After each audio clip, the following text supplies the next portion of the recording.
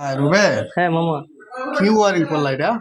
মামা এই যে দেখতে পাচ্ছেন এই ওয়ারিংটা। হ্যাঁ। হ্যাঁ, হুম। এটা মূলত হচ্ছে আপনার মিসকা বাথটবের লাইন।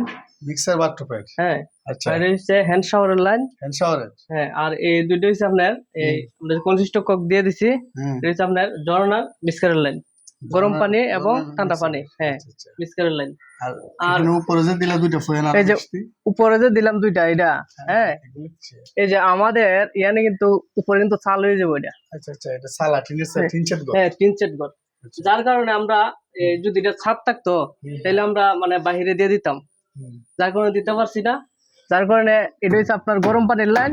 হ্যাঁ, এটা হচ্ছে পানি আউটপুট হবে গিজার থেকে। হ্যাঁ, গরম পানি আউটপুট হবে গিজার থেকে। এনে আমরা গিজারটা ফিট করে দেবো। আর নিচেরটা? আর নিচেরটা হচ্ছে আপনার ঠান্ডা পানির লাইন। ঠান্ডা পানি গিজারে ইনপুট হবে। গিজার ইনপুট হবে। আচ্ছা আচ্ছা। গরম পানি কাজ করছো, এটা তুমি এই ট্যাপ পাইপ দিয়ে করলা, ঘটনা কি? তো মামা কইরা থাকে এইভাবে সিস্টেম। মানে গ্রাম অঞ্চলে এইভাবে করা হয়। গ্রাম অঞ্চলে এইভাবে করা হয়। তারা উন্নত মানের পাইপ সম্পর্কে তেমন ধারণা নাই। না না, ধারণা নাই। আর বিশেষ করে এটা দিয়ে তো দীর্ঘ দিন যাবত চলতেছে এইভাবেই। হ্যাঁ, এইভাবে সবাই চলতেছে। এইভাবে করে। এইভাবে চলতেছে। তেমন একটা সমস্যা হয় না। না না, হয় না। তো মাঝে মধ্যে সমস্যা হয় যদি কোনো কারণে গিজার থার্মোস্ট্যাট নষ্ট হয়ে যায়, সেক্ষেত্রে পানিটা যে হিট হয় এটা নিয়ন্ত্রণের বাইরে থেকে, যে কারণে সমস্যা হইতে পারে নাকি? অবশ্যই।